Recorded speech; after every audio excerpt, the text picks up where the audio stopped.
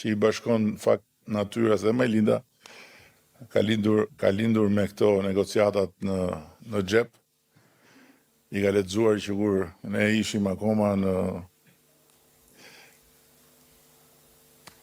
kështu që në dispozicion për ju çfarë dëshironi të thoni, të pyesni, ju për shembull jepja që ka ditë çuani që po qesh se unë e kam shumë merak atje jashtë. E pe po. E kam shumë merak këta çuna që qeshin kur të gjithë dëgjojnë, unë i kam shumë merak aty me mustaqe, se ke edhe mustaqe. Ti mos më bëj mu sikur se kupton. Jo, ke rresht 2 rresht apo mbrapa, aty ai me po, eksakt, 1, 2, 3 i 4, ti jepja pak mikrofonin. Merë tash. Urdhëro. Po. Eksakt. Pse po qesh? Jo, po dëgjoja me vëmendje, s'po qeshja. Urdhëro? Po dëgjoja. Jo, po pse po qeshje? Se që po dëgjoje e dyshoj, po që po qeshje të pash. Pse po qesh? Jo, s'po qeshja. S'po qeshje, po çfarë? Jo. A po qeshje vetvetiu. Isha i lumtur për negociatat që do hapen. Negociatat janë hapur. Kjo tregon që se ke pas meni nuk po hapen, janë hapur. Janë të tëra të hapura. Pse do mbyllen pra? Po, qa hapet për të mbyllur, nuk hapet për të hapur, e kupton? Tani seriozisht, ke në i pytje në i... Ku studion, qa studion? Te fakulteti i drejtësisë. Ke drejtësia. E di që më kujtove njërin, isha në një restorant para ca kohësh, edhe më vjena një kamarjeri i tha, do bëjmë një selfie bashk, po më i thash. Edhe ndërkohë që po vendoseshim në fokus, tha, na gjej punë burr. I thash, po qa shkolla këti, jurista si gjithë tjerët? Qa viti e? I 4.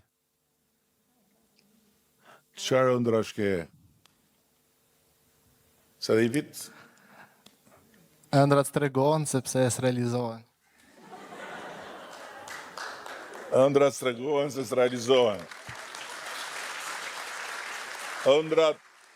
Ëndrat që s'tregohen se s'realizohen janë ato që shef me sy mbyllur.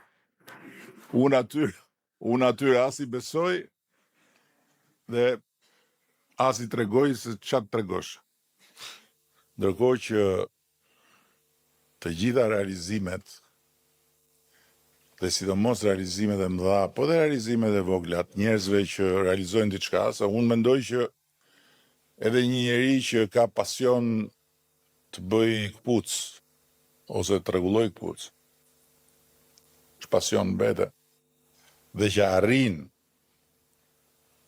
të jetoj me atë pasion, është njeri i lumtur që ka realizuar një ëndër. Ëndrën që të jetoj me pasion e vetë. Pse në fund ditës, lumturia çfarë është? Unë besoj që lumturia është të jetosh duke bërë gjën që të mbush, që të pëlqen, që të bën të zgjohesh në mëngjes dhe të jesh i motivuar. Pse shumë kush për të jetuar detyrohet të bëj punë që nuk janë pjesë e pasionit, por janë punë që duhet të jetoj. Dhe të gjitha realizimet janë e kësaj natyre janë realizimet e një ëndre që njeriu e shef me sy hapur.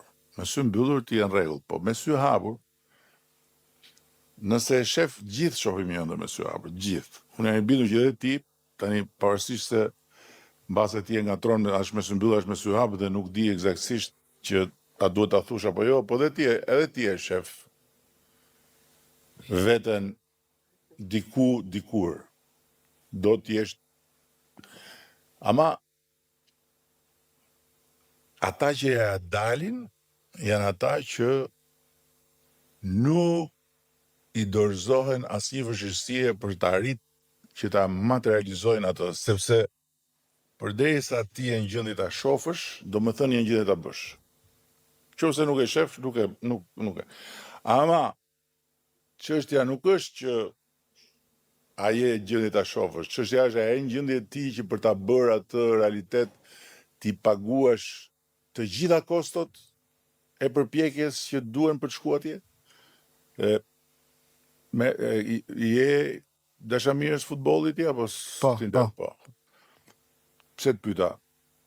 Leo Messi kur ishte i vogël, kishte vuante nga një smundje që nuk e linte të zgjat. Edhe besoj që e di. Dhe ai ishte i vogël fare, edhe thoshte unë do luaj në Camp Nou. Prindrit kishin hallë se ai ishte një fëmijë i smur. Dhe donin që ai thjesht ishte një fëmijë që t'ishte i normal në kuptimin të funksiononte normalisht. Nuk e kishin fare planin e tij. Kurse ai thoshte unë do luaj në Camp Nou. Dhe ai arriti të bëj, jo të luaj, po arriti të bëj ylli i Camp Nou. Pse? Sepse shikonte atë gjë. Por ama edhe sepse ishte i gatshëm të bënte çdo gjë, edhe kundër mjekëve, edhe kundër të gjitha llojeve të parashikimit që thoshin është kot ky muhabet, që të arrinte atje. Ne kemi një shembull këtu, në Shqipëri. Nuk e di sa për ju e njohin Ermonela Jao. Ermonela Jao ishte nxënëse në liceun artistik. Vjen nga një familje e varfër, po e varfër në kuptimin e vërtet fjalës. Dhe në liceun artistik, Ermonela Jao nuk hynte tek vajzat që studionin për kanto dhe për të cilën pedagogu thoshte që kjo është talent i madh. Ermonela Jao kur ishte në lice thoshte unë do këndoj në La Scala dhe të gjithë tallesh. Se ishte dhe më e vogël, nuk ishte fare, nuk ishte asnjë të dhënë që të bënte të mendoje, wow, kjo tani do habisi botë. Ajo nuk donte me ditë fare se çfarë thoshin tjerët, se si edhe arriti të këndoj në La Scala. Pastaj vendosi një objektiv tjetër. Unë do jem sopranoja me jetëgjatësinë më të madhe në skenat kryesore të botës.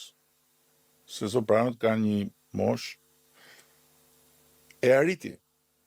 Është sopranoja me moshën më të madhe që ka kënduar në disa nga skenat kryesore të botës. Dhe është akoma. Po rekordin e ka thyer.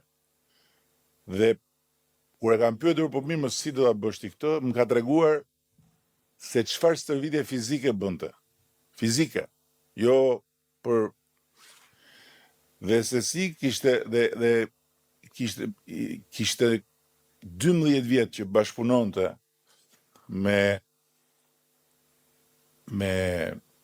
mjek e me trajner për të stërvitur muskujt e fundëm, ata që janë nën muskujt që ne përdorim edhe që nuk janë të stërvitshëm.